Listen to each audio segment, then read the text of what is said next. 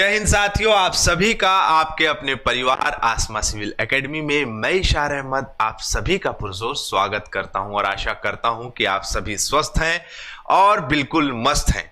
और थोड़ा थोड़ा भाई नौकनी वगैरह ये सब चीज़ भी ठीक करते रहो, क्योंकि जो परीक्षा का चरण है सब इंस्पेक्टर भर्ती प्रक्रिया का, उसमें पहले आपका नाप जोख होगा, है ना।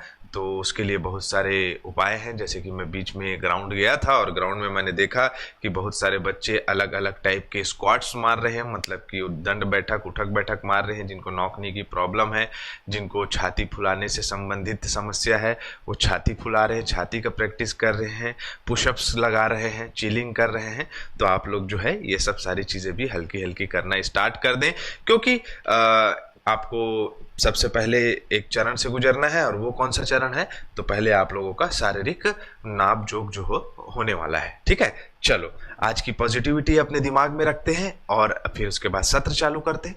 जैसे कि मैं बता दूं, अगर कोई बच्चा पहली बार इस वीडियो में आया है तो वीडियो को सीक्वेंस से देखें, सारे लोगों का वीडियो सीक्वेंस से देखें। जैसे मेरा आप देखेंगे तो क्लास 1 से स्टार्ट करें, और क्लास 1 से स्टार्ट करते ही मैं बोल दिया हूँ कि ज्योग्राफी पढ़ रहे हैं, मैप और एटलस होना चाहिए आपके पास।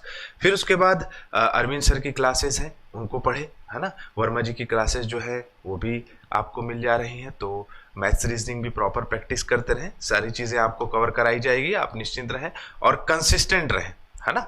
चलिए अपना सत्र प्रारंभ करते हैं एक सकारात्मकता के साथ। मंजिल तक पहुंचने की सबसे बड़ी सीढ़ी है आपकी इच्छा शक्ति। देखो मेरे प्रिय साथियों, आप लोगों ने फॉर्म फिल कर दिया है और आपने एक इच्छा जागृत करी है कि हमें जो है एग्जाम निकालना है। बहुत सारे लोग आपको अप्रिशिएट नहीं करेंगे, बहुत सारी बातें करेंगे कि लास्ट टाइम फॉर्म ऐसे भराया गया था, इतना समय लग गया था, परीक्षा कब होगा, परीक्षा कब नहीं होगा। लेकिन एक बात बताओ, परीक्षा के लिए तैयारी की जाती है कि परीक्षा के लिए तैयार रहना होता है? आप पुराने जितने भी अभ्यर्थी होंगे जो सिलेक्शन लिए हैं, उनसे आप जाके कंफर्म कर सकते हैं कि उन्होंने किस प्रकार से अपनी कंसिस्टेंसी और पेशेंसफुली कंसिस्टेंसी मेंटेन करी थी, और आज वो सब इंस्पेक्टर है, सफल है ना। बहुत सारे मेरे बच्चे हैं, पहचान के हैं, और मैंने कुछ लोगों को पढ़ाया है। तो आप जो है अपनी कंसिस्टेंसी बनाए रखें और पॉजिटिव रहें। किसी के बोलने से किसी को कुछ फर्क नहीं पड़ता है। तो हमेशा एक ही चीज़ और एक ही बात बोलूँगा, हाथी चले बाजार, कुत्ते भूखे हजार, है ना। इसमें मैं बिल्कुल किसी प्रकार से कमी नहीं करता हूँ इस बात को बोलने के लिए। तो अपनी कंसिस्टेंसी बनाए रखें और अपने लक्ष्य के प्रति समर्पित रहें। ठीक है, लास्ट टाइम हमने पढ़ा था भारत का प्राकृतिक विभाजन, है ना, मतलब भौतिक विभाजन, स्थिति में विस्तार हो गया है, भूगर्भिक संरचना पढ़ेंगे। ठीक है, उसी को पढ़ने के लिए लास्ट टाइम जो हमने पढ़ा था जियोलॉजिकल टाइम स्केल या भूवैज्ञानिक समयमान, उसको जो है बेहतर तरीके से मेरे प्रिय साथियों समझ जाइएगा, क्योंकि मैं कोरिलेट करूंगा जब भूगर्भिक संरचना पढ़ाऊंगा।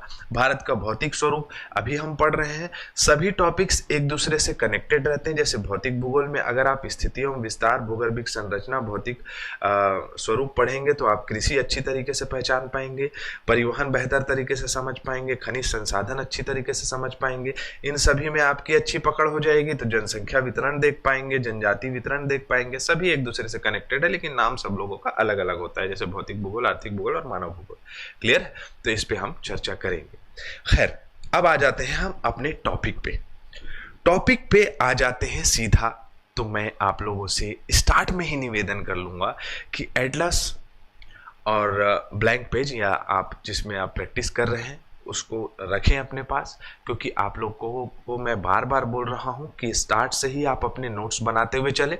आप अपने नोट्स बनाते हुए चलेंगे तो आप एग्जाम से पहले बेहतर तरीके से रिवीजन कर पाएंगे, है ना। ऐसा नहीं है कि शाम हो रहा है, चाय पी के आ जाते हैं, पानी पी के आ जाते हैं, या आप इसको सवेरे देख रहे हैं तो सवेरे जो है हम थोड़ा सा नाश्ता पानी करके आ जाते हैं, घूम के आ जाते हैं, या मूवी देख लेते हैं, पुष्पा देख लेते हैं। तो ये सब सारी चीज़ों में मत रहना। क्लास देखोगे तो शुरू से अंत तक जरूर देखना। ठीक है, मैं बार बार यही बोलता हूँ। चलो, प्राकृतिक विभाजन या हम फिजिकल डिवीजन की बात कर रहे हैं। ठीक है, किसकी? Physical division. प्राकृतिक विभाजन को मेरे प्रिय साथियों हमने ये देखा कि भारत को मुख्य रूप से 6 प्राकृतिक भागों में बांटा गया है एनसीईआरटी के अनुसार। और हम जो अध्ययन करेंगे उसके बारे में मैं बता देता हूं कि हम सबसे पहले पढ़ने वाले हैं क्या? तो उत्तर का उत्तर का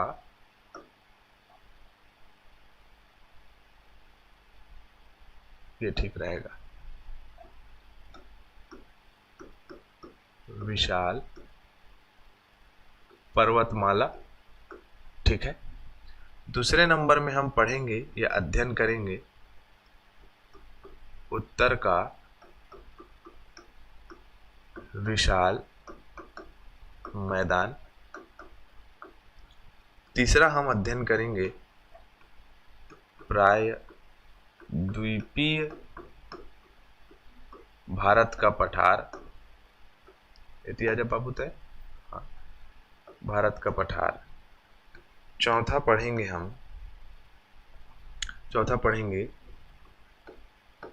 तटीय मैदान। और पांचवा पढ़ेंगे हम कौन सा, तो विभिन्न द्वीप समूह जो भारत के अंतर्गत आते हैं। ठीक है। इसमें हम मरुस्थल के बारे में चर्चा कर लेंगे, तो ये 5 भाग में पढ़ेंगे। लेकिन टोटल फिजिकल डिवीजन कितना है, तो ये द्वीप समूह को एक साथ काउंट किया जाता है ना। और मरुस्थलीय क्षेत्र जो है, मरुभूमि जो है, ऐसे मैं लिख देता हूँ, वो प्रायद्वीपीय भारत के अंतर्गत आता है। तो टोटल आपको अगर प्रश्न पूछेगा कि कितने प्राकृतिक विभागों में बांटा गया है भारत को, तो 4 प्राकृतिक भागों में बांटा गया है। अब इसको हम मैप में देख लेते हैं। तो मैप में आप जब देखेंगे तो ये वाला भाग आपको दिखाई देगा, उत्तर का विशाल पर्वतमाला। ठीक है। इस प्रकार से ये वाला रीजन आपको क्या दिखाई दे रहा है, उत्तर का विशाल मैदान। ठीक। ये पूरा भाग जो है आप देख रहे हैं इस प्रकार से दक्षिण तक प्रायद्वीपीय भारत का पठार। ये वाला भाग है तटीय मैदान। ठीक है।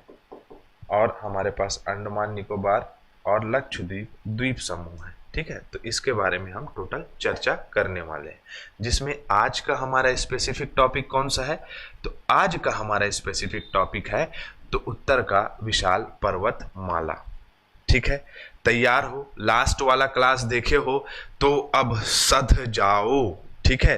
क्योंकि हम पढ़ने वाले हैं हिमालय के बारे में, मतलब नॉर्दर्न माउंटेन रेंज या उत्तर का विशाल पर्वतमाला या पर्वत श्रृंखला, अलग अलग नामों से इन्हें जाना जाता है। अब इसमें हम किस प्रकार से पढ़ेंगे, जैसे मेरे प्रिय साथियों आपके सामने लिखाया हुआ है कि उत्तर का विशाल पर्वतमाला, इस पर्वतमाला को मुख्य रूप से ट्रांस हिमालय, हिमालय और उत्तर पूर्वी पहाड़ी के में बांटा गया है। अगर हम इसको नक्शे में देखें तो आप देख सकते हो कि एतियाज बाबू, हाँ, ये जो दिखाई दे रहा है आपको, ये पूरा उत्तर का विशाल पर्वतमाला है। ठीक है। जिसमें अलग अलग सेगमेंट्स हैं, अलग अलग भागों में इन्हें विभक्त करके पढ़ा जाता है। जिसमें आप सबसे पहले उत्तर के भाग को देखें तो यहाँ पर आपको ट्रांस हिमालय दिखाई देगा, यहाँ तक आपको ट्रांस हिमालय दिखाई देगा। मैंने पूरा ब्लैक कर दिया है। ठीक है। ट्रांस हिमालय की विशेषताओं के बारे में अध्ययन करेंगे हम। ठीक है। क्लियर। उसके कुछ प्रमुख तथ्यों को पढ़ेंगे और प्रमुख चोटियों को पढ़ेंगे। फिर उसके बाद आपको उसके नीचे में हिमालय मिलेगा, जो कि हिंदू कुश पर्वत से लेकर नामचा बरवा तक के विस्तृत है, ये वाला भाग। ठीक है।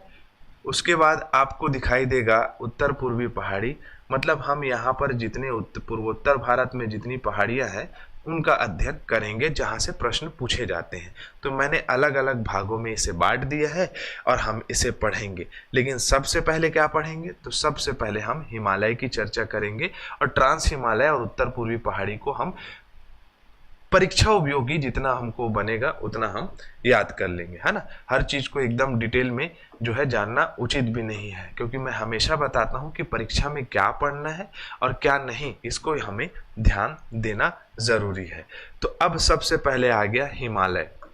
हिमालय के अंतर्गत सब आ रहा है, ट्रांस हिमालय भी आ रहा है, उत्तर पूर्वी पहाड़ी, मतलब कि अगर आप अरुणाचल प्रदेश जाएं तो अरुणाचल प्रदेश में डाफला, अबीर, मिसमी, है ना, डाफला, अबीर, मिसमी पहाड़ियाँ मिलेंगी, जो कि आपका कौन सा पहाड़ी है, तो आपका क्या बोलते हैं हिमालय के ही पर्वत श्रृंखला है, वो पर्वत श्रेणी है ना। नामचा बरवा मिलेगा वहाँ पर, है ना। तो ये सब सारी पहाड़ियों को हम याद कर लेंगे। फिर उसके बाद अगर आप पश्चिम में आए तो पूरा सुलेमान श्रेणी जो है, सुलेमान श्रेणी कहाँ तक के विस्तृत है, तो देखो मैं आपको एक बार बता रहा हूँ। सुलेमान श्रेणी, ये वाला भाग दिख रहा है आपको, यहाँ पर पूरा सुलेमान श्रेणी पड़ा हुआ है ना। ये सुलेमान श्रेणी जो कि एक जो है एकदम बैंड की तरह दिखाई देता है। अक्ष संघीय मोड़ कहते हैं इसे। एक अक्ष संघीय मोड़ हिमालय का यहाँ दिखाई देगा और एक अक्ष संघीय मोड़ यहाँ दिखाई देगा। किसके नाम से? तो अराकानियोमा पर्वत के नाम से। तो ये हिमालय बेसिकली ऐसे करके फैला हुआ है पूरा, है ना। अक्ष संघीय मोड़ कहा जाता है इसको, आप याद रख सकते हो, ठीक है। जो सुलेमान श्रेणी और आपका नामचा बरवा तक फैला हुआ है। तो ये सब सारी चीज़ों को हम पढ़ेंगे, लेकिन सबसे पहले जहाँ से प्रश्न आता है उस क्रम को हमें जानना ज़रूरी है। अगर इस क्रम से आप हिमालय को अच्छी तरह से पढ़ लिए तो आपसे प्रश्न जो है वो छूटेगा नहीं। सबसे पहला नंबर है हिमालय की विशेषताएं। विशेषताओं में हम क्या देखेंगे कि आखिरकार हिमालय की क्या क्या विशेषता है। एक बात मैं बता रहा हूँ प्रिय साथियों, समझिएगा। अगर मान के चलो ये भारत का नक्शा है, ठीक है, ये भारत का नक्शा हम बना लिए, ठीक है। विशेषताओं में हम क्या क्या देखेंगे इसके बारे में हम चर्चा कर लेते हैं। सबसे पहले तो ये हिमालय है, और हिमालय जो है, सॉरी ये भारत का नक्शा है भाई, हिमालय नहीं है। हिमालय इस प्रकार से फैला हुआ है, विस्तृत है मान के चलो, ठीक है, ये फैला हुआ है। अब हिमालय नहीं होता, दिमाग में एक सवाल होना चाहिए ना, अगर हिमालय नहीं होता तो क्या होता? ऐसा क्या जलवायु देखने को मिलता भारत में? तो याद रखिएगा मेरे प्रिय साथियों, उत्तर पूर्वी क्षेत्र से आने वाली ठंडी हवाएं जो हैं वो कहाँ आ जाती? भारत में प्रवेश कर जाती, और भारत एक शीत कहा जा सकता है कि मरुस्थलीय क्षेत्र के अंतर्गत आता अगर हिमालय नहीं होता। क्योंकि मैं आपको बता दूं कि वृहद हिमालय वाला जो क्षेत्र है, वृहद हिमालय हम पढ़ेंगे, ये वाला भाग ट्रांस हिमालय का है। उसके बाद आपको वृहद हिमालय मिलेगा, फिर लघु हिमालय मिलेगा, फिर उसके नीचे शिवालिक हिमालय मिलेगा, जिसे हम आपका हिमालय की पदस्थली कहते हैं। तो अगर ये हिमालय नहीं होता तो उत्तर पूर्व से आने वाली जो ठंडी हवाएं हैं वो भारत में प्रवेश कर जाती, और भारत की जलवायु जो वर्तमान में है, उष्णकटिबंधीय मानसूनी जलवायु, वो नहीं होती। अगर हिमालय नहीं होता तो चंगेज खां आराम से भारत में प्रवेश कर जाता और सबकी आंखें छोटी छोटी दिखाई देती। मतलब मेरे प्रिय साथियों, जो तिब्बत और चाइना के क्षेत्र में मुख्य रूप से जिस प्रकार के मानव भूगोल में हम मानव प्रकृति पाते हैं, उस प्रकार के लोग हमारे इर्द गिर्द दिखाई देते। अगर हिमालय नहीं होता तो बाहरी आक्रमणकारी जो है वो समुद्र से प्रवेश ना करके सीधा सीधा रोड के माध्यम से, या कहा जा सकता है स्थलीय रूप से, भारत में प्रवेश कर जाते। तो हिमालय नहीं होता तो अभी जो हमारे आने वाली दक्षिणी पश्चिमी मानसून है ना, दक्षिणी पश्चिमी मानसून है, वो हमको पार करके आगे निकल जाती। हिमालय नहीं होता तो, समझ रहे हो? जो हमारे पास बहुत सारी विशेष किस्म की जो हमारे पास कहा जा सकता है जड़ी बूटी है, जो हमारे कहा जा सकता है कि आयुर्वेदिक इंग्रेडिएंट्स है, वो सब सारी चीज़ें हम जो हिमालय से प्राप्त करते हैं, तो वो सब सारी चीज़ें हम नहीं प्राप्त कर पाते। तो हिमालय हमारे लिए बहुत ही महत्वपूर्ण है, ठीक है। ये एक प्रमुख विशेषता आप हिमालय के प्रति जान सकते हैं, समझ सकते हैं। सबसे पहले हम विशेषताओं के बारे में वर्णन करेंगे, जैसे कि इस क्लास में होने वाला है, ठीक है। आराम से बैठे रहिए और पढ़ते रहिए। फिर उसके बाद हम चर्चा करेंगे कि आखिरकार इस हिमालय की उत्पत्ति कैसी हुई। फिर उसके बाद जो मैं कहानी आपको बता रहा था कि ट्रांस हिमालय, वृहद हिमालय, लघु हिमालय, शिवालिक हिमालय, इन सभी हिमालयों का हम वर्गीकरण करेंगे, और वहाँ से भी प्रश्न पूछा जाता है। यहाँ से हिमालय की उत्पत्ति से संबंधित प्रश्न पूछा जाता है और विशेषताओं से संबंधित प्रश्न पूछा जाता है। तो हो सकता है अब आपके दिमाग में एक स्ट्रक्चर रेडी हो गया होगा कि हमें पढ़ना किस प्रकार से है। तो चलिए अपना सत्र हम प्रारंभ करते हैं। मेरे प्रिय साथियों, सबसे पहली विशेषता है कि हिमालय का विस्तार, एक्सपेंशन कहाँ से कहाँ तक है। एक्सपेंशन जो है हिमालय का कहाँ से कहाँ तक है, ये जानना ज़रूरी है हमारे लिए। और इसलिए ज़्यादा ज़रूरी है कि हमें प्रश्न अगर हमसे पूछ दिया तो हम जो है आए नहीं करेंगे, क्या करेंगे, यस करेंगे। तो देखो, सबसे पहले हिमालय का विस्तार जो है वो हिंद कुश पर्वत से लेकर आपको म्यांमार के पास एक पर्वत, म्यांमार और भारत के बॉर्डर में एक पर्वत मिलेगा जिसे हम कहते हैं, क्या कहते हैं, अराकान योमा। ठीक है, अराकान योमा की पर्वत श्रेणी। ठीक है, अराकान योमा पर्वत श्रृंखला यहाँ तक कि पूरा 2500 किलोमीटर, कितना, 2500 किलोमीटर तक फैला हुआ है, इसका विस्तार फैला हुआ है। ठीक है, तो हम क्या लिख सकते हैं कि अगर विस्तार की बात करें तो ये सब नोट करते जाइएगा। ये पीडीएफ आपको ब्लैंक मिलेगा और नोट्स बनाने के लिए ही मैं ब्लैंक दूंगा ताकि आपके दिमाग में एक स्ट्रक्चर रहे, और मेरा काम है आपको मेहनत कराना, मतलब कराना। ठीक है, तो सुनते भी जाइए, नोट्स भी बनाते जाइए। क्लियर? चलो विस्तार की बात करें तो कहाँ से कहाँ, तो हिंद कुश पर्वत से लेकर आपका अराकान योमा पर्वत तक के ये फैला हुआ है, पहला नंबर। मेरे प्रिय साथियों, ये नक्शा आपको दिखाई दे रहा होगा, और नक्शा आपको दिखाई दे रहा है तो आप एक चीज़ समझ रहे होंगे कि आखिरकार हिमालय का जो पश्चिमी भाग है, ये वाला भाग पश्चिम वाला होगा और ये वाला भाग पूर्व वाला होगा। क्योंकि हम मैप का अध्ययन कैसे करते हैं, ये हो गया आपका नॉर्थ मतलब उत्तर, ये हो गया दक्षिण मतलब साउथ, ये हो गया ईस्ट मतलब पूर्व, और ये हो गया वेस्ट। तो वेस्ट एरिया जो है वो चौड़ा दिखाई दे रहा है, और जो पूर्व वाला भाग है वो क्या दिखा रहा है, सकरा दिखाई दे रहा है, मतलब आपका क्या दिखाई दे रहा है, पतला दिखाई दे रहा है। तो मेरे प्रिय साथियों, इससे ये पता चलता है कि हिमालय का जो पश्चिमी भाग है उसका विस्तार ज़्यादा है अपेक्षाकृत किससे, पूर्वी भाग से। तो हम ये समझ सकते हैं कि हिमालय का जो विस्तार है वो पश्चिम में ज़्यादा है और पूर्व में कम है। ऐसे प्रश्न भी कूट पे आधारित पूछा जा सकता है ना। तो पश्चिम में इसका विस्तार ज़्यादा है और पूर्व में कम है।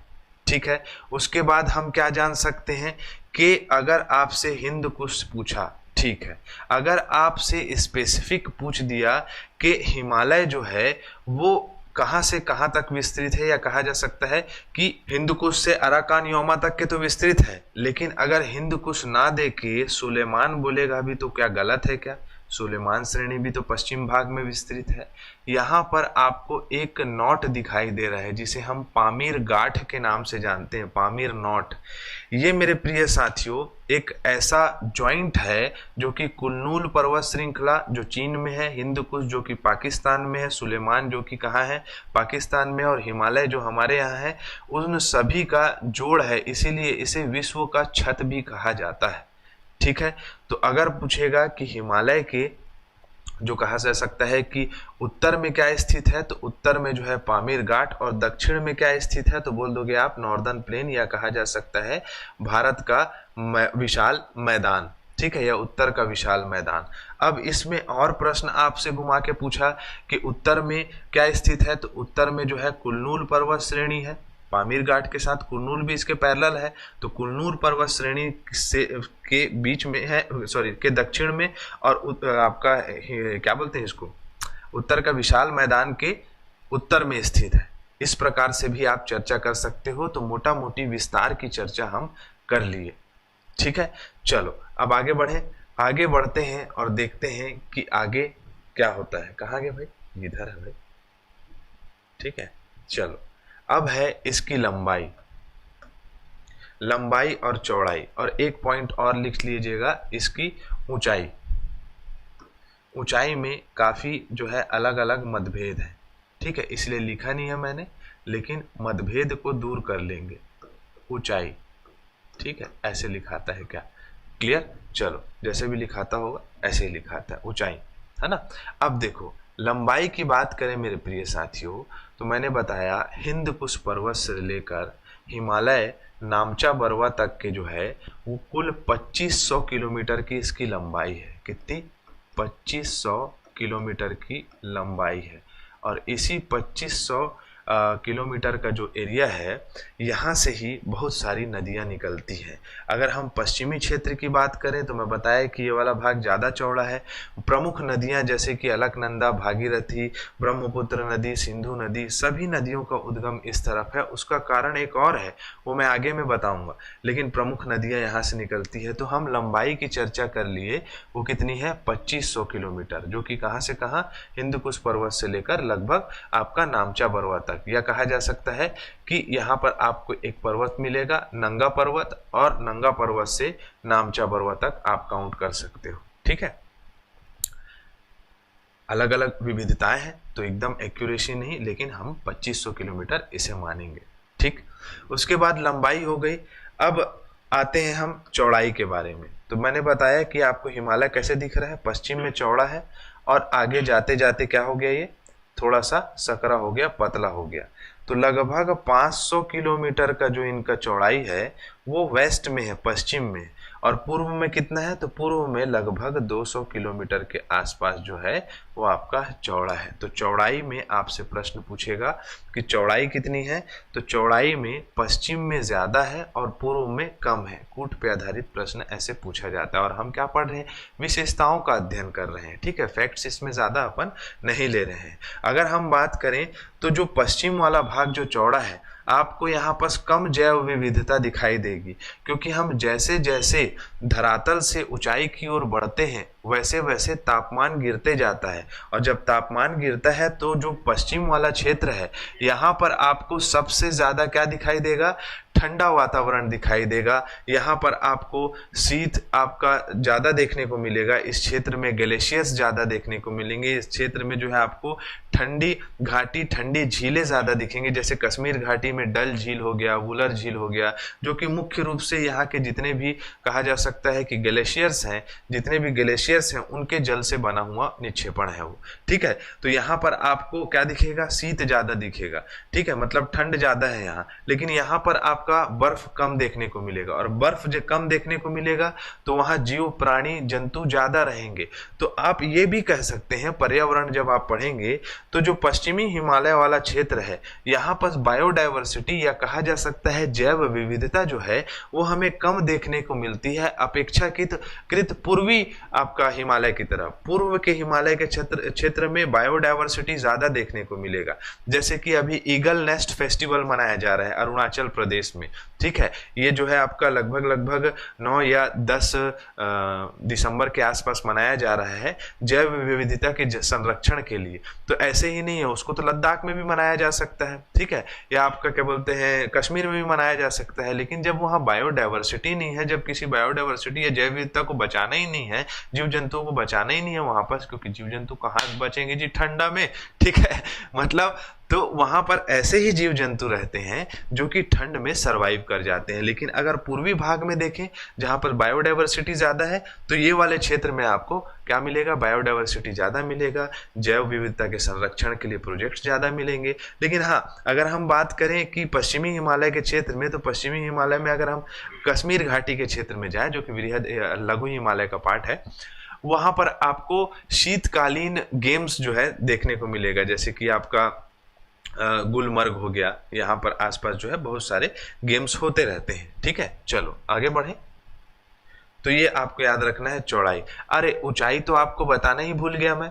ऊंचाई, मेरे प्रिय साथियों, ऊंचाई से संबंधित ये प्रश्न पूछा जा सकता है आपसे कि जो है आपका हिमालय की ऊंचाई अलग अलग पार्ट में विभक्त कर सकते हैं हम। ठीक है, ऊंचाई में मैं बोला अपवाद है, लेकिन उसको भी क्लियर कर देता हूं। ऊंचाई जो है, अगर हम हिमालय की बात करें, ट्रांस हिमालय की बात करें, तो ट्रांस हिमालय का लगभग ऊंचाई जो है वो आपका वृहद हिमालय से थोड़ा सा कम है। लगभग मान के चल सकते हो 5500 मीटर के आसपास। ठीक है, उसके बाद अगर वृहद हिमालय की बात करें या ग्रेट हिमालय जिसे कहा जाता है, GH लिख दिया समझ जाइएगा, तो 6000 मीटर इसकी औसतन ऊंचाई है। ठीक है, जो कि ट्रांस हिमालय के नीचे स्थित है। ठीक है, नंगा पर्वत से नामचा बरवा ये ग्रेट हिमालय ही है। फिर उसके बाद अगर आप लघु हिमालय जाओगे या लेसर हिमालय जाओगे, जिसे हम लेसर हिमालय कहते हैं, तो ये आपका 3700 मीटर से आपका 4500 मीटर के आसपास इसकी औसतन ऊंचाई है। फिर उसके बाद अगर आप जाओगे कहाँ, तो आपका शिवालिक हिमालय, जिसको हम शिवालिक हिमालय के नाम से ही जानते हैं, तो 1000 से आपका 1500 मीटर के आसपास इसकी औसतन ऊंचाई है। तो इस प्रकार से आप समझ सकते हैं ऊंचाई से संबंधित विशेषता। ठीक है, चले आगे। अब है नवीनतम एवं उच्चतम। देखो मेरे प्रिय साथियों, अगर हम बात करें वैश्विक स्तर में सबसे ऊंची श्रेणी, मतलब विश्व का सबसे ऊंचा चोटी माउंट एवरेस्ट हमारे पास है, मतलब हिमालय में, ठीक है, जो कि नेपाल में स्थित है। और नवीनतम, नवीनतम मतलब कि सबसे नया। टर्सरी टाइम पीरियड जो है वो जियोलॉजिकल टाइम स्केल या भूवैज्ञानिक समय मान का सबसे नवीनतम काल है। और अभी भी अगर आप नज़र डालें उत्तराखंड के क्षेत्र में, हिमाचल प्रदेश के क्षेत्र में, तो वहाँ लैंडस्लाइड्स बहुत होते रहती है। लैंडस्लाइड्स क्यों होती है? क्योंकि अभी भी ये माना जाता है, मतलब अभी भी ये देखा गया है और कैलकुलेट किया जा रहा है कि हिमालय जो है वो दिन प्रतिदिन क्या है, बढ़ते जा रहा है, मतलब अभी भी वो निर्माणाधीन है। तो मेरे प्रिय साथियों, जब हम देखते हैं कि लैंडस्लाइड्स अभी भी वहां हो रही है और जो है आपका टर्शरी टाइम पीरियड सबसे नवीनतम काल है, तो आप सीधा सीधा ये मानेंगे कि हिमालय क्या है, सबसे नवीनतम है। उच्चतम क्यों है? कि सबसे ऊंची चोटी और 6000 मीटर जो है आपका एवरेज हाइट वृहद हिमालय का। ठीक है, तो सबसे उच्चतम भी है और सबसे नवीनतम भी है। अगर हम बात करें वेस्ट टू ईस्ट या पश्चिम से पूर्व या पूर्व से पश्चिम, विश्व की सबसे लंबी श्रेणी जो है वो हमारे पास है, ऊंची श्रेणी जो है, ऊंची मतलब कि हाइट, ऊंची श्रेणी जो है वो हिमालय ही है। मतलब वैश्विक स्तर में देखा जाए तो उत्तर से दक्षिण जो रॉकीज है, एंडीज है, वो उत्तर से दक्षिण का क्रम है उनका, वो सीधा है, मतलब उत्तर से दक्षिण है। लेकिन पश्चिम से पूर्व सबसे ऊंची चोटी कहा जाएगा तो हिमालय है। कोट पे आधारित प्रश्न पूछा जाएगा, इसलिए बहुत सारे शब्दों का उपयोग कर रहा हूं मैं। ठीक है, आकार, आकार कैसा है इसका? आकार कैसा है? तो आकार है इसका धनुषाकार। कैसा है? धनुषाकार। ऐसे दिखाई दे रहा है आपको? महाभारत देखे हो? नहीं देखे हो? देखना, दुनिया भर की किस्म किस्म का ऐसे देखना। एक जो है आपका ऐसे सर्प धनुष, एक जो है ऐसे वाला धनुष, ठीक है, इसको क्या बोलते हैं बताना। एक चंद्र धनुष ऐसे आएगा, ठीक है, एक त्रिशूल धनुष ऐसे करके आएगा। मतलब ये जबरदस्ती थोड़ी नहीं बना रहा हूँ। इसका जो उत्तल है वो भारत की ओर है और अवतल जो है वो किस तरफ है? तो चीन की तरफ है। याद रखिएगा इसका आकार कैसा है, तो धनुषा आकार के शेप का हमारा हिमालय है। ठीक है, चले, आर्क्ड शेप बोलते हैं इंग्लिश में। ढाल, ढाल में मेरे प्रिय साथियों बहुत ही इंपॉर्टेंट ना, ये कोट पे आधारित कई बार पूछा जा चुका है। ठीक है, चलो अब ढाल की चर्चा करते हैं। मेरे प्रिय साथियों, ढाल की अगर हम बात करें तो जो हिमालय ये हो गया उत्तरी भाग और ये दक्षिणी भाग। तो जो उत्तर का भाग है इस प्रकार से मान सकते हैं, ऐसे, और ये जो दक्षिण का भाग है वो ऐसे है। एकदम भी वो नहीं है, लेकिन पढ़ने के लिए जो है मैं बना दिया हूं। ये मैं क्यों बना रहा हूं? जबरदस्ती बना रहा हूं क्या? नहीं बेटा, समझना है। जो आपका उत्तर वाला ढाल है, जो चाइना वाले के, चाइना CHINA चाइना है ना, तो चाइना वाला जो भाग है, ये वाला भाग जो है, ढाल जो है, ये है क्या है? तो मंद है। समझ रहे हो? मंद मतलब कि वो वाला जो चाइना की तरफ का जो ढाल है, इधर का भाग जो है वो तीव्र नहीं है, मंद है। और जो इसका दक्षिण वाला भाग है, जो भारत की तरफ है, ये क्या है? तो ये वाला भाग जो है तीव्र है, मतलब तेज है। इसीलिए मैक्सिमम नदियां जो है वो कहाँ आती है? भारत की ओर आती हैं। समझ रहे हो? अधिकतर नदियां जो है वो कहाँ बह रही हैं? तो भारत की ओर बह रही हैं। और भारत की ओर बह रही हैं तो इससे पता चलता है कि जो हिमालय का जो ढाल है वो तीव्र किस तरफ है? वो तीव्र ढाल जो है हमारे भारत तरफ है, मतलब इंडिया की तरफ है। ठीक है, समझ में आया। तो ढाल से प्रश्न पूछेगा तो आपका हिमालय का ढाल किधर है, तो उत्तर की ओर जो है मंद है, और जो है हमारा भारत तरफ जो है इसका ढाल क्या है, तो तीव्र है। फिर उसके बाद जब तीव्र है, और मैंने बताया कि अधिकतर नदियां जो है इधर ही बहती हैं, हिमालय से निकलने वाली मैक्सिमम नदियां जो है वो कैसी है, पूर्ववर्ती नदियां हैं, ठीक है, एंटीसीडेंट रिवर है, ठीक है, क्या है, एंटीसीडेंट रिवर है। क्या होती है, तो इसकी परिभाषा लिख सकते हो, वे नदियां जो किसी नए भूखंड के निर्माण के पहले से उसी स्थान में बह रही हों और वर्तमान में भी उसी स्थान में बह रही हों, उन नदियों को कहा जाता है पूर्ववर्ती नदी। दिमाग के ऊपर से चले गया। आओ अब समझते हैं। देखो मेरे प्रिय साथियों, हिमालय जो है पश्चिम में मैंने बताया था कि नंगा पर्वत के पास से, गिलगिट घाटी के पास से जो है तीव्र क्या लेता है, आपका एक मोड़ लेता है जिसे अक्ष संघीय मोड़ कहा जाता है। वैसे ही आपका अरुणाचल प्रदेश के पास से एक मोड़ लेता है जिसे अक्ष संघीय मोड़ कहा जाता है, ठीक है। और ये अक्ष संघीय मोड़ इसलिए कह रहा हूँ, ये गिलगिट घाटी का नाम इसलिए लिया हूँ कि यहाँ से एक नदी निकलती है, कहाँ से, मानसरोवर झील के पास से, जिस नदी का नाम क्या है, सिंधु नदी। सिंधु नदी पूर्ववर्ती नदी है। जो पूर्ववर्ती नदी का तात्पर्य है कि वे नदियाँ जो नए भूखंड के निर्माण के पहले से बह रही है।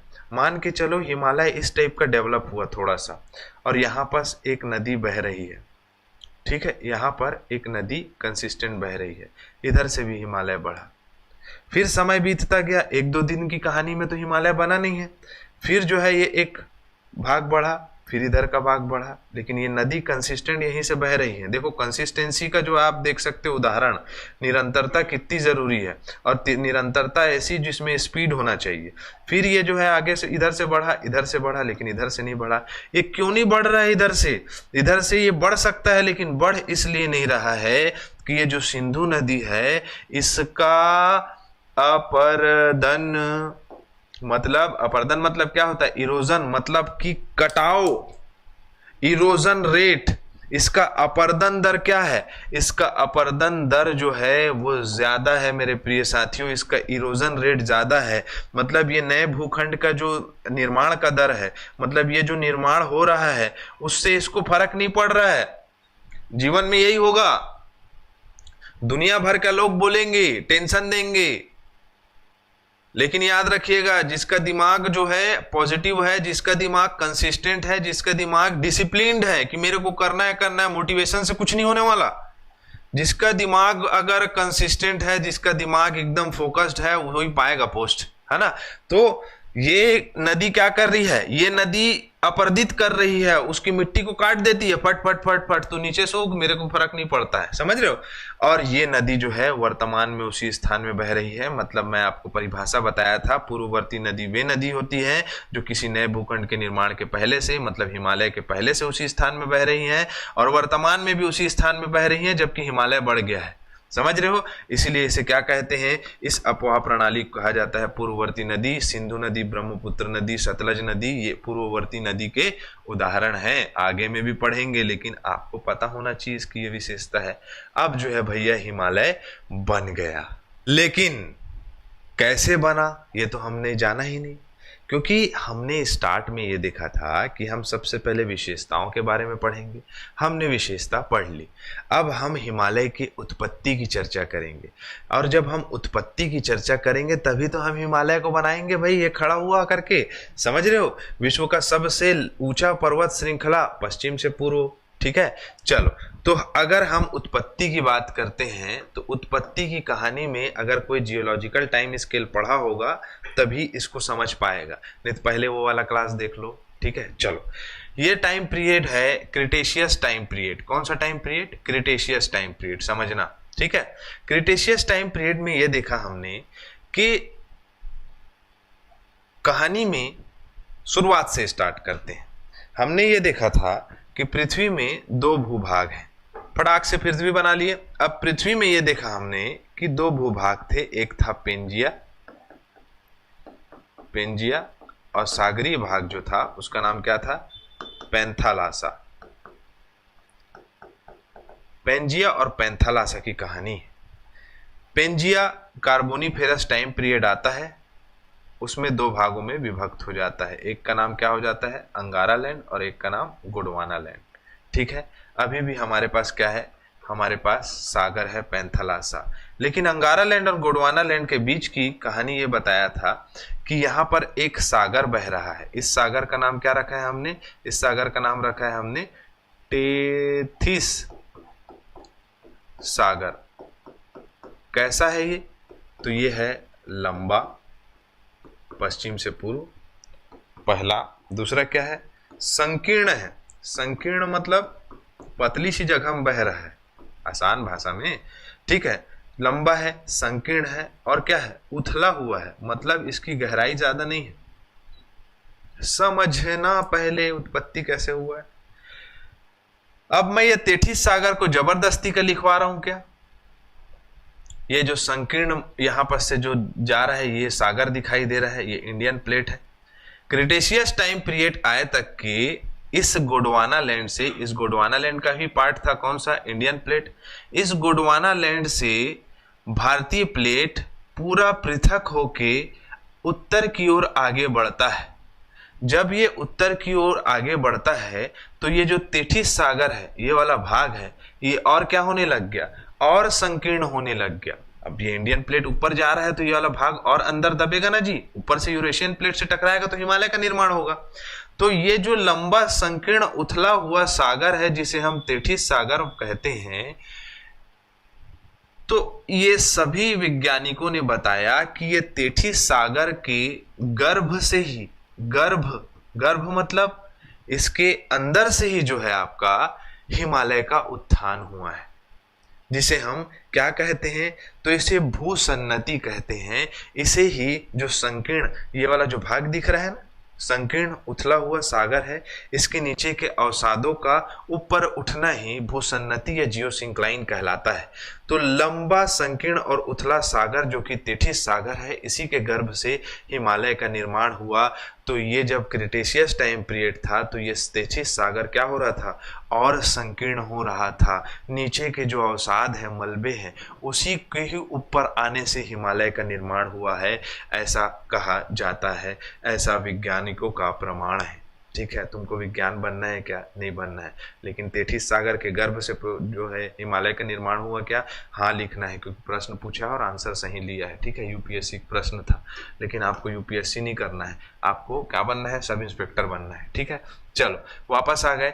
तो आपको ये जो दिखाई दे रहा है ना, ये वाला पोर्शन, इसे ही क्या कहते हैं, जियोसिंक्लाइन कहते हैं। नीचे के अवसाद, जैसे एक प्लेट ये है यूरेशियन प्लेट। अब एक बार फिर से समझाता हूँ, मान के चलो ये पृथ्वी है, ये हो गया आपका यूरेशियन प्लेट, और इंडियन प्लेट ऐसा है। ठीक है, इसके बीच में जो सागर बह रहा है, ये क्या है, तेथिस सागर है। अब इसके उत्तर में जब जाके ये हचाक से मिलेगा तो क्या हो जाएगा, हिमालय का निर्माण हो जाएगा। और एक बात बताऊं मेरे प्रिय साथियों, एकदम इंटरेस्टिंग वाला पार्ट, एकदम इंटरेस्टिंग वाला पार्ट बताऊं, चलो बताता हूं। टर्सरी को तो समझाऊंगा ही, लेकिन समझना, मैं आपको कल की कहानी में क्या बताया था, कल की कहानी में ये बताया था जब हिमालय की उत्पत्ति हो रही थी, तो ये हो गया आपका इंडियन, आपका क्या हो गया, यूरेशियन प्लेट, और ये उत्तर की ओर क्या बढ़ रहा है, तो उत्तर की ओर इंडियन प्लेट बढ़ रहा है। बीच में इंडियन प्लेट को री यूनियन आइलैंड मिल गया, मान के चलो पहले यहाँ था इंडियन प्लेट, है ना, अभी वहाँ नहीं पहुँचे। यहाँ पर री यूनियन आइलैंड मिलता है। कौन सा आइलैंड मिलता है, री यूनियन आइलैंड, है ना।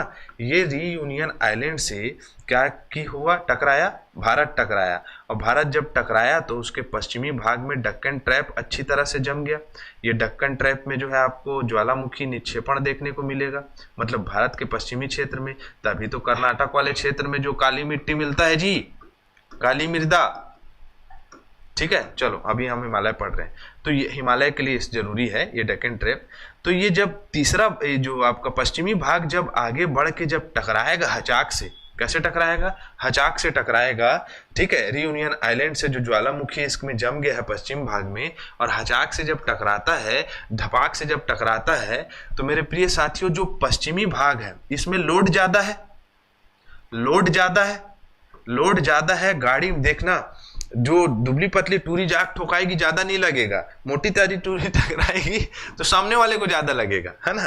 तो ये लड़की लोग बुरा ना माने, मैं बहुत बार देखा हूं ना इसलिए बता रहा हूं, ठीक है। ये वाला क्या है, यूरेशियन प्लेट। अब ये पश्चिमी भाग में लोड ज्यादा है तो ये वाला भाग जब टकराएगा, इसीलिए मैं बताया था, इंटरेस्टिंग बात बताना चाह रहा हूं कि हिमालय का पश्चिम में जो 500 किलोमीटर का विस्तार है और मैक्सिमम पार्ट में हिमालय की प्रमुख चोटी जो है वो वेस्ट वाले साइड में है और 200 किलोमीटर का जो आपका चौड़ाई है वो पूर्व में है। तो ये वाला भाग ज्यादा विस्तृत होगा कि नहीं होगा, जितना ज्यादा लोड उतना ज्यादा विस्तार।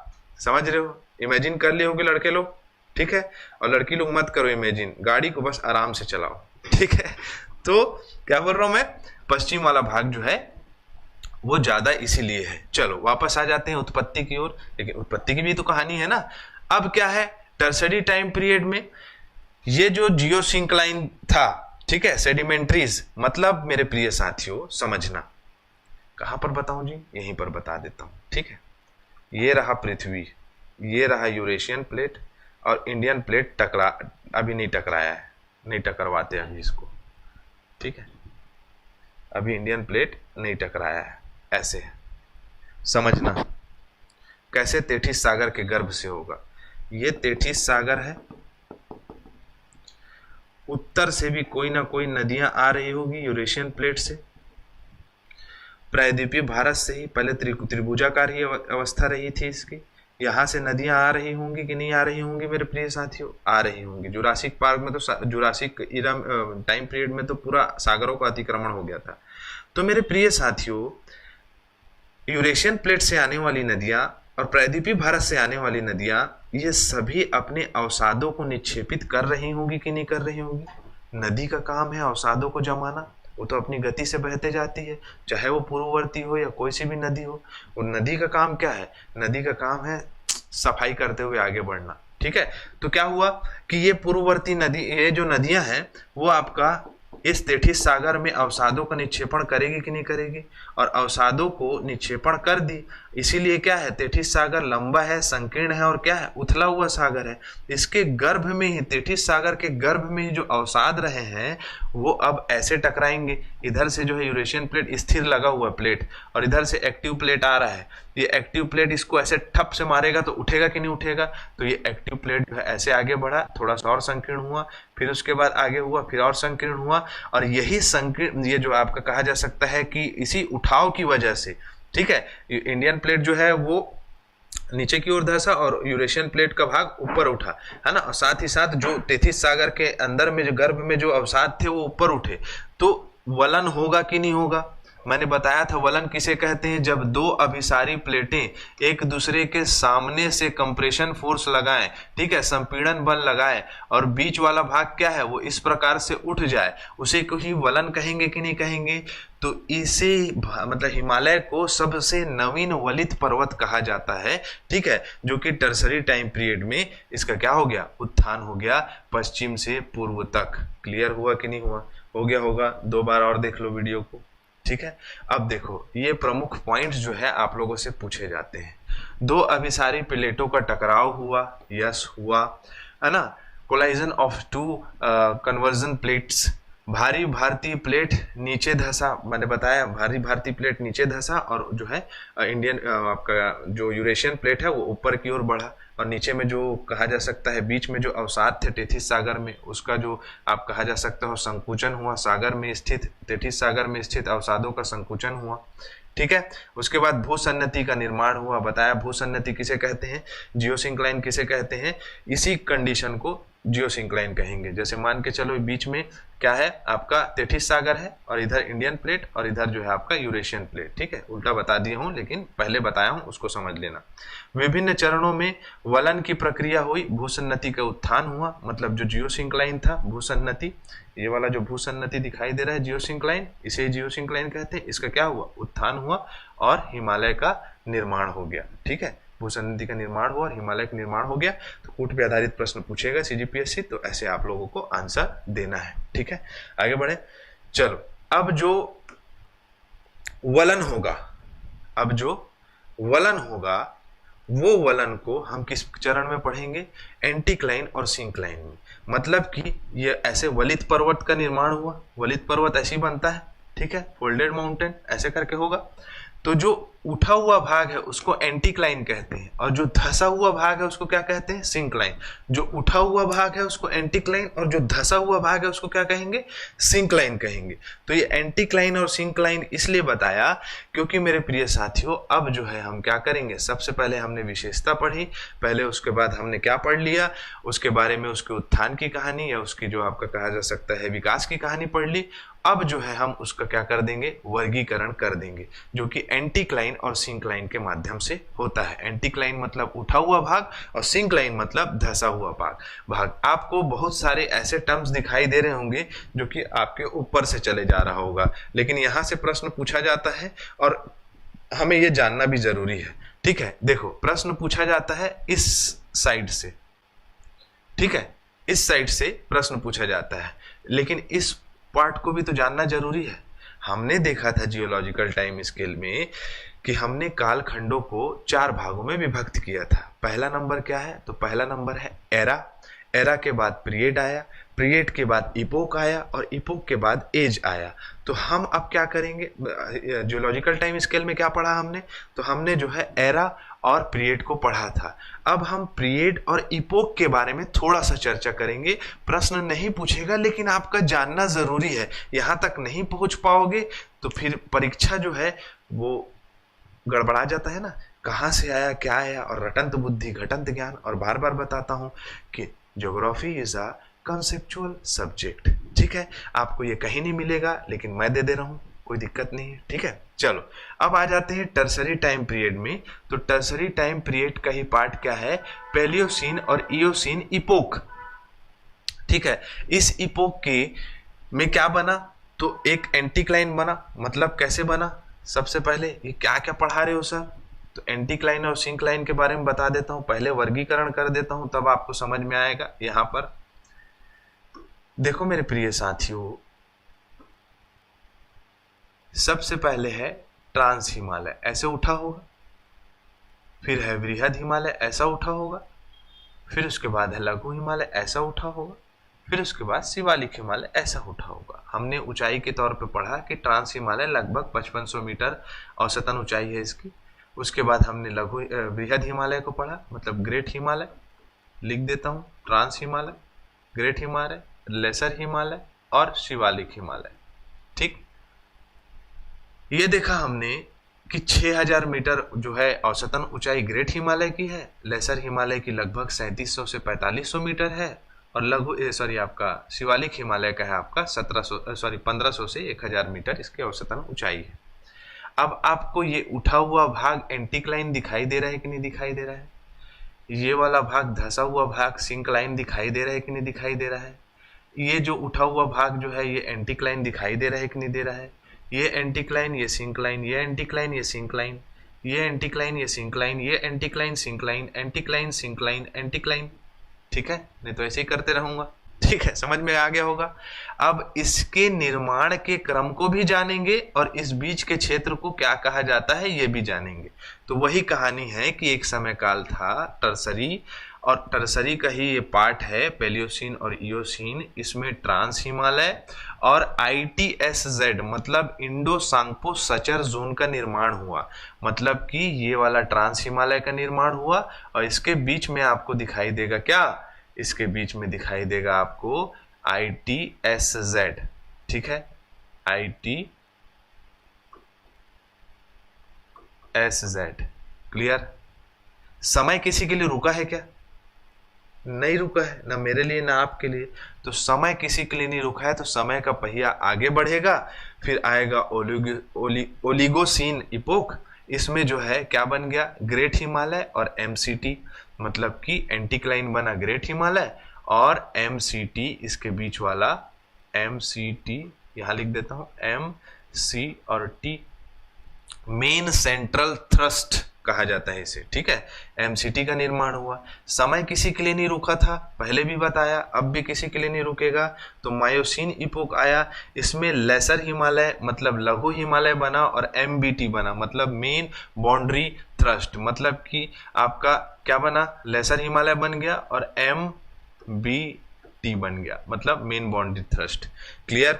उसके बाद समय नहीं रुकेगा, समय आएगा पेलोसीन इपोक में, और शिवालिक और एचएफएफ बनेगा मतलब कि हिमालयन फ्रंटल फॉल्ट, मतलब सबसे पहला स्थान जहां हिमालय से के लिए आगे बढ़ते हैं शिवालिक, इसीलिए शिवालिक को पदस्थली कहा जाता है।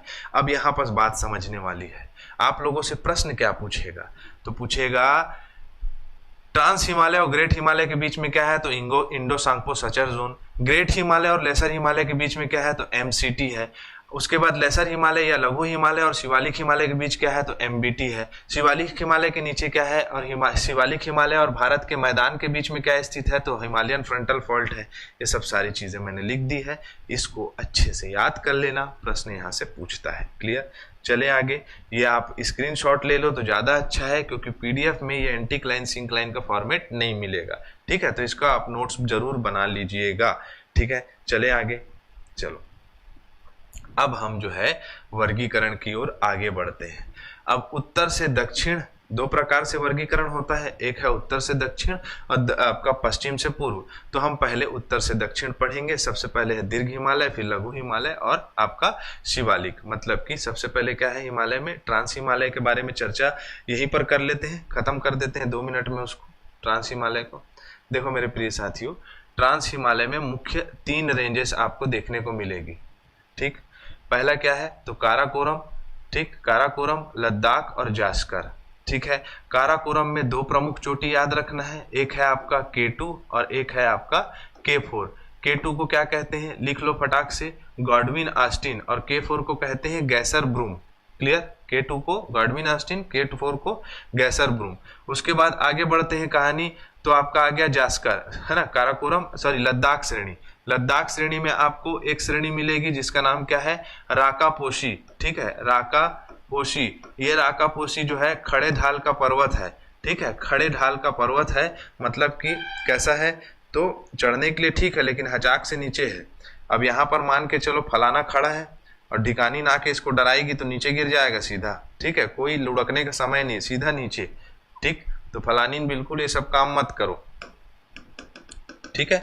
तो हम इतना ही याद रखो। और क्या याद रख सकते हो, ये ट्रांस हिमालय वाला क्षेत्र जो है मुख्य रूप से मरुस्थलीय क्षेत्र है। मरुस्थलीय क्षेत्र क्योंकि लद्दाख के पार्ट में ज़्यादा है और आपका हिमालय के सबसे हाई एल्टीट्यूड एरिया में ये स्थित है।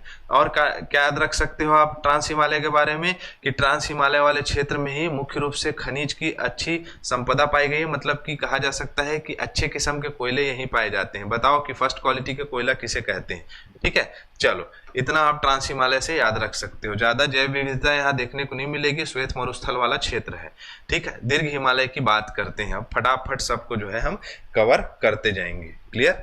चलो अब हम उत्तर से दक्षिण के क्रम में कहानी में प्रिय साथियों, सबसे पहले हम ग्रेट हिमालय या दीर्घ हिमालय, जिसे बर्फीला हिमालय भी कहा जाता है, उसके बारे में चर्चा करेंगे। तो जैसे कि हमने देखा कालखंड सीधा सीधा कि ओलिगोसीन इपोक में ग्रेट हिमालय और एमसीटी का निर्माण हुआ।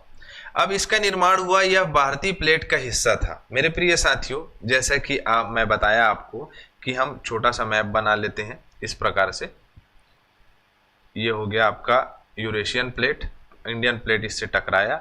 जब टकराया तो जो इंडियन प्लेट वाला जो भाग है, यह कहा जा सकता है तेथिस सागर के गर्भ में स्थित जो अवसाद और आपका इंडियन प्लेट वाला भाग है, वो जब उठे तो ग्रेट हिमालय का निर्माण हुआ, ठीक है।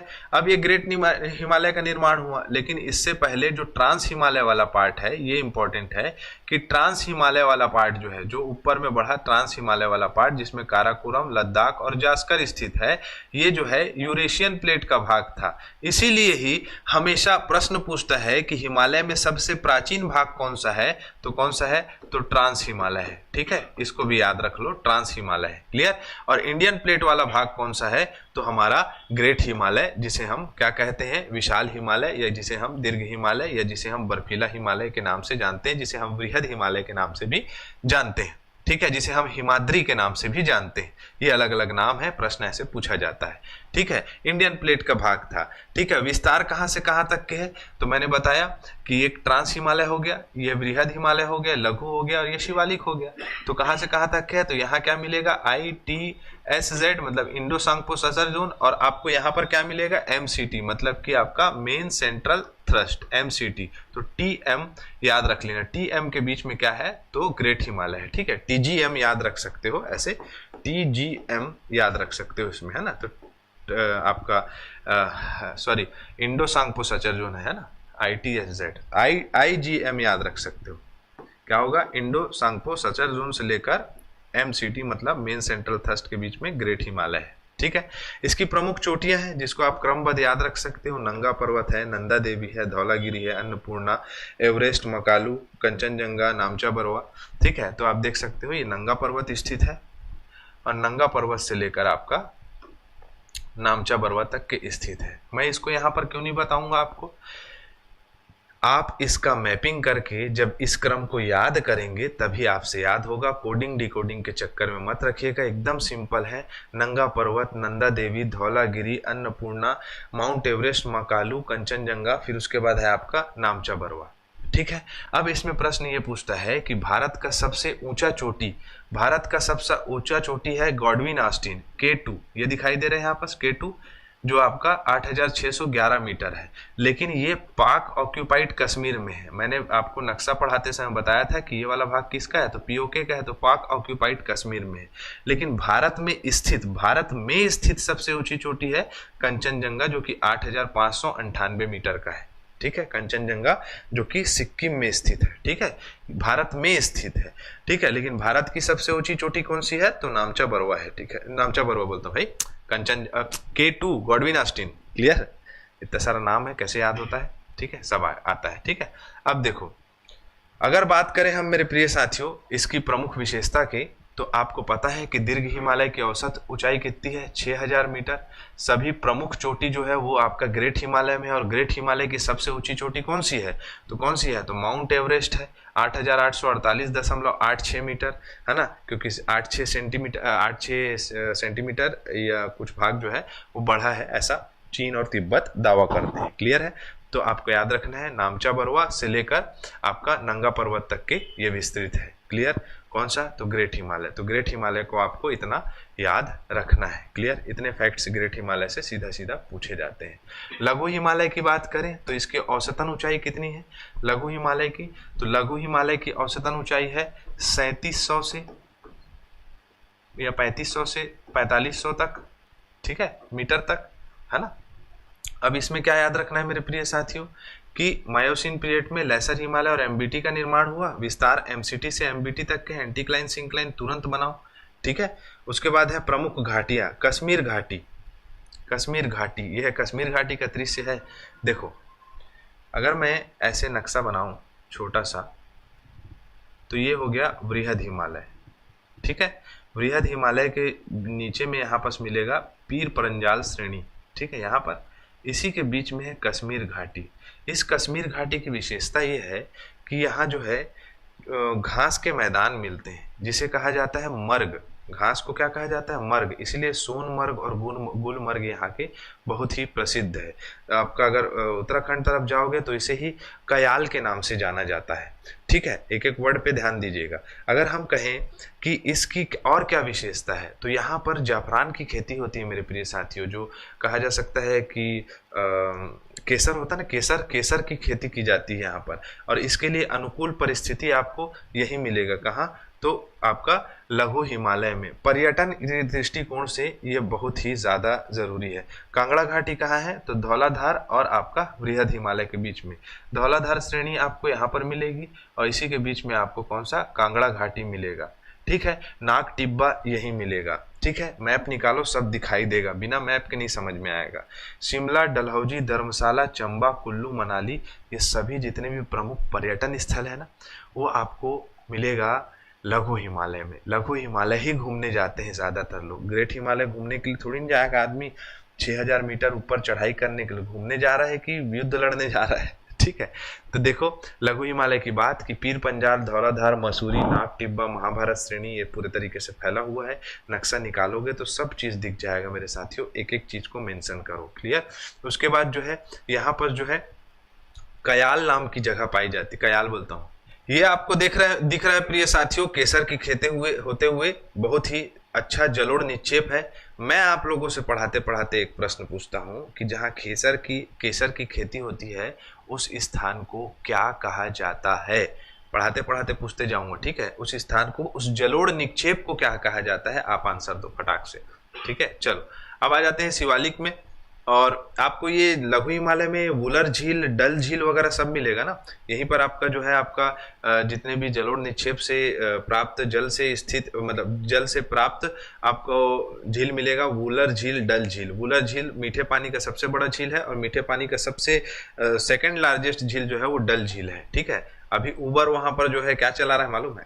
गाड़ी वहां चालू कर दिया है। ओला उबर जानते होंगे सब, जाते होंगे टैक्सी में, तो ओला उबर के लिए जो है वहां चालू कर दिया गया है, ठीक। चलो शिवालिक हिमालय, जिसे हिमालय का पदस्थली कहा जाता है, महज 80 से 100 किलोमीटर एरिया में फैला हुआ है। हिमालय की पदस्थली छिछला इलाका है। शिवालिक और HFF तक के इसका विस्तार जो है MBT से HHF तक के है। शिवालिक और HHF का निर्माण पेलियोसिन इपोक में हुआ है। निम्न या बाह्य हिमालय कहा जाता है, सबसे नवीनतम है। लघु हिमालय के बीच घाटियां हैं, जैसे कि आपका शिवालिक और लघु हिमालय के बीच में घाटियां हैं। काठमांडू है और आपका कहा जाता है काठमांडू घाटी है। पश्चिम में इन्हें दून कहा जाता है, पश्चिम वाले भाग को दून कहा जाता है। और पूर्व वाले भाग को द्वार कहा जाता है, जैसे देहरादून हो गया, हरिद्वार हो गया, है ना। शिवालिक के निचले भाग को तराई कहते हैं। तराई कहते हैं मतलब कि अगर शिवालिक को हम इस प्रकार से नक्शे में देखें, छोटा से नक्शे में, ये बृहद हिमालय, लघु हिमालय और शिवालिक, ये वाला भाग जो है तराई वाला क्षेत्र कहलाता है, जो कि खेती के लिए कोई मतलब आपका अच्छी जगह नहीं होती है, लेकिन बनाया जा रहा है इसको खेती योग्य, ठीक है। तो हमने ये क्रम पढ़ा। अब फटाफट जो है हम क्वेश्चन करते हैं। भारत कितने प्राकृतिक प्रदेशों में विभाजित है? देख लो, RAS RIS में पूछा हुआ है। ये प्रश्न को आप याद रखिएगा, 4 भागों में है, 6 भाग को नहीं लेना। हर जगह से आपको प्रमाण है कि यहाँ से आप दावा आपत्ति ले सकते हो, ठीक। निम्नलिखित में से कौन सा मरुस्थलीय क्षेत्र है? तो गंगा का क्षेत्र है क्या? सिंधु का क्षेत्र है क्या? असम या मध्य भारत? तो सिंधु वाला जो क्षेत्र है वो क्या है? मरुस्थलीय क्षेत्र है, मतलब श्वेत मरुस्थल है। बताया मैं, पश्चिमी भाग मरुस्थलीय क्षेत्र है, वहाँ ज्यादा जैव विविधता नहीं पाई जाती है। तो आंसर ऐसे लिखाया था, MPPSC प्री में पूछा गया प्रश्न है। निम्नलिखित को सुमेलित कीजिए। असम हिमालय, तो असम हिमालय कहाँ होगा? तो असम हिमालय होगा आपका तीस्ता नदी और ब्रह्मपुत्र नदी के बीच में, मतलब कि A का 1 होगा। A का 1 कहाँ कहाँ दिखाई दे रहा है? यहाँ दिखाई दे रहा है, यहाँ दिखाई दे रहा है। क्वेश्चन कैसे बनाते हैं देखो। कुमायूं हिमालय जो है मध्य में है, ठीक है। नेपाल हिमालय को पहले देख लेते हैं। तो नेपाल जो है वो तीस्ता नदी और काली नदी, मतलब 3 सही है, मतलब कि C का 3 कौन सा होगा? C का 3, C का 3, C का 3, 1 2 3 4 आंसर होगा। देख लो, अब मिलाते हैं। असम हिमालय क्या है? तो असम हिमालय तीस्ता और ब्रह्मपुत्र नदी के बीच में है। ये क्या कर रहे हैं सर? तो देखो, अभी तक हमने उत्तर से दक्षिण का क्रम देखा था, ये वेस्ट टू ईस्ट हिमालय का या पश्चिम से पूर्व हिमालय का क्या है? क्रम है। बताया था हमने, उत्तर से दक्षिण पढ़ा है, पश्चिम से पूर्व को यहीं पढ़ लेते हैं, छोटा सा है, ज्यादा नहीं है, ठीक है।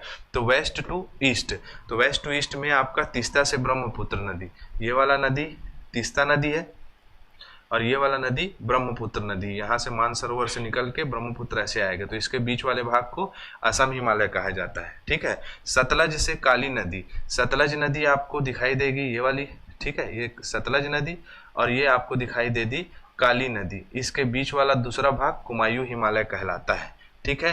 काली नदी से तीस्ता नदी, काली नदी कहाँ गई? ये काली नदी, और ये तीस्ता नदी, ये बीच वाला भाग नेपाल हिमालय कहलाएगा। सिंधु नदी से सतलज नदी, ये रही सिंधु नदी, यहाँ से मानसरोवर से निकलेगी, और ये सतलज नदी, इन दोनों के बीच के भाग को क्या कहा जाता है? आपका पंजाब हिमालय, या इसे ही कहा जाता है आपका कश्मीर हिमालय, ठीक है। पंजाब हिमालय या कश्मीर हिमालय। तो 1 2 3 4 इसका आंसर हो जाएगा। हमने पश्चिम से पूर्व का क्रम का भी क्वेश्चन कर लिया। इतना पूछा जा सकता है आपसे। जैव विविधता, इसी से ही आप बता दोगे कि कहाँ जैव विविधता है, कहाँ जैव विविधता नहीं है, जितना मैंने बताया है दिमाग लगाओगे तो। हिमालय किस प्रकार का पर्वत है? तो हिमालय एक क्या है? वलित पर्वत है, अवशिष्ट नहीं है, भवन नहीं है, ज्वालामुखी नहीं है, मोड़दार पर्वत है, मोड़दार और वलित पर्वत है, ठीक है। चले आगे। चलो, पश्चिम भाग में हिमालय की श्रेणियां का दक्षिण से उत्तर की ओर निम्नांकित में से कौन सा क्रम होगा? मतलब दक्षिण से उत्तर जाना है, चलो देख लेते हैं।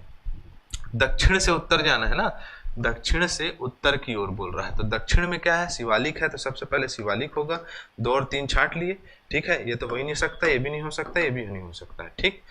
ये हो भी सकता है भाई, देख लेंगे, 5वां वाले को अभी देखे नहीं है ना। तो शिवालिक पहले आएगा, फिर उसके बाद क्या है? उसके बाद शिवालिक के पहले है लघु हिमालय, ठीक है, तो महान हिमालय नहीं आएगा, ठीक है। तो ये हिमालय है, ये वाला आंसर सही होगा, शिवालिक, हिमालय, फिर उसके बाद महान हिमालय। ये हो सकता है कि लघु हिमालय रहा हो ये, ठीक। चलो, हो जाता है त्रुटि में, सीजी व्यापम में प्रश्न पूछा गया है। चलो, किन 2 पर्वत श्रेणियों के मध्य में कश्मीर घाटी स्थित है? बताया था आपको मैं कि पीर पंजाल और महान हिमालय दिखाया होगा, बृहद हिमालय और पीर पंजाल। आंसर लो, फटाक से आगे बढ़ो। कहाँ पूछा है? एमपीपीएससी प्री में पूछा हुआ है, ठीक है। चले आगे। चलो, अगला प्रश्न है, निम्नलिखित में से कौन सी भारत की नवीनतम पर्वत श्रेणी है? सबसे नवीनतम पर्वत श्रेणी कौन सी है? हिमाद्री है, मतलब आपका हिमालय है। पश्चिमी घाट हो नहीं सकता क्योंकि पहले से आगे बढ़ रहा है, मतलब कि आपका प्रायद्वीपीय भारत से लगा हुआ है। विंध्याचल भी प्रायद्वीपीय भारत में है, और अरावली तो सब सिल्वरियन टाइम पीरियड में बना था, सबसे पुराना, ठीक है। चले आगे। अगला प्रश्न है, निम्नलिखित में से हिमनद का उनकी लंबाई को घटते क्रम से सजाएं। देखो भाई, हिमनद की लंबाई को आप प्रॉपर एक बार एटलस में देखिएगा जरूर। इसका आंसर है बियाफो, हिस्पर, सोनापानी, बारासिंगिर और द्रांगदूर। जो है आपका बहुत पेचीदा प्रश्न था, ये मैंने रख दिया है आप लोगों के सामने में। इसकी डिटेलिंग जो है फॉर्मेट, पीडीएफ फॉर्मेट में आपको मैं सेंड कर दूंगा, इस पीडीएफ में जो है लगा दूंगा, आप एक एक क्रम को देख लीजिएगा। औचित्य नहीं है कि सारे चीजों का मैं लंबाई आपको यहाँ पर बताऊं, ठीक है। चलो, उसके बाद जो है, हिमालय पर्वत श्रेणियां निम्नलिखित में से किस राज्य का हिस्सा नहीं है? तो किस राज्य का नहीं है? उत्तर प्रदेश, सिक्किम, उत्तराखंड, हिमाचल प्रदेश। उत्तर प्रदेश का भाग नहीं है, और उत्तर प्रदेश में हिमालय पर्वत की श्रेणी नहीं आती, सिक्किम में आती, उत्तराखंड, हिमाचल प्रदेश में आती है। हिमालय के किस भाग पर करेवा, करेवा भू आकृति, अब आपको मैं प्रश्न पूछा था, बता ही देता हूं। तो मुख्य रूप से ये पश्चिमी हिमालय, कश्मीर हिमालय के क्षेत्र में मिलता है। यही करेवा भूमि में क्या होता है? तो जफरान और आपका केसर की खेती की जाती है, जिसे हम, जिस जलोढ़ निक्षेप को हम करेवा कहते हैं। एमपीपीएससी में प्रश्न पूछा हुआ है। ट्रांस हिमालय के संदर्भ में निम्नलिखित में से कथनों पर विचार और सत्य कथन का चयन करें। इसकी सबसे ऊंची चोटी गाडविन आस्टीन है। ट्रांस हिमालय की जो भारत की सबसे ऊंची एवं विश्व की दूसरी सबसे ऊंची चोटी है, ठीक है, ये सही है आंसर। यह काराकोरम पर्वत श्रेणी में स्थित है, बिल्कुल सही। 1 और 2 आंसर सही हो जाएगा, सब पूछा हुआ प्रश्न है। निम्नलिखित हिमालय पर्वत प्रदेश का उत्तर से दक्षिण की ओर व्यवस्थित करें। ट्रांस हिमालय, मध्य हिमालय, बृहद हिमालय। तो उत्तर से क्या बोल रहा है? उत्तर से दक्षिण, तो सीधा सीधा है 1, 2, 3 आंसर हो जाएगा, 1, 3, 2 आंसर हो जाएगा, सॉरी। विश्व की 1, 3, 2 ही होगा ना, पहले आपका ट्रांस हिमालय आएगा, फिर उसके बाद बृहद हिमालय, फिर मध्य हिमालय आएगा। क्लियर? चलो, विश्व की सर्वोच्चम ऊंची चोटी माउंट एवरेस्ट श्रृंखला में स्थित है, तो बृहद हिमालय में, ठीक है। निम्नलिखित में से किस अवधि में शिवालिक पर्वत श्रेणी की संरचना हुई थी? आप लोग बताओ, इसमें शिवालिक पर्वत श्रेणी का कब हुआ था? मैंने आपको पढ़ाते पढ़ाते बताया था, प्रश्न इसको पूछा हुआ है। तो हमारा सत्र यहाँ कंप्लीट होता है। करंट अफेयर की क्लासेस रोज चलती है, सवेरे 6 बजे नेशनल इंटरनेशनल आ जाता है, जो कि सवेरे उठते साथ आप सारे देख सकते हो, क्योंकि मुझे पता है 6 बजे ज़्यादा लोग उठते नहीं हो। फिर उसके बाद जो है आपका 8 बजे छत्तीसगढ़ करंट अफेयर आ जाता है, तो उसमें भी कंसिस्टेंट रहे, अच्छे से पढ़ाई करें। सारे वीडियोस रखे हुए हैं, ज़्यादा मैं देरी का बनाता नहीं हूँ, मुश्किल से 5 से 6 मिनट का छत्तीसगढ़ करंट अफेयर रहता है, और 15 मिनट 16 मिनट का जो है आपका नेशनल इंटरनेशनल करंट अफेयर रहता है, तो उसको भी कवर करिए, ठीक है। बहुत सारे एग्जाम, विभिन्न एग्जाम जितने भी आने वाले हैं, उन सभी एग्जाम के लिए कंटेंट इंपॉर्टेंट है, तो उनको भी जरूर शेयर करिएगा, ताकि वो अपनी मानसिकता को विकसित कर पाए। तो मैं इजाजत चाहूंगा। जय हिंद, जय भारत।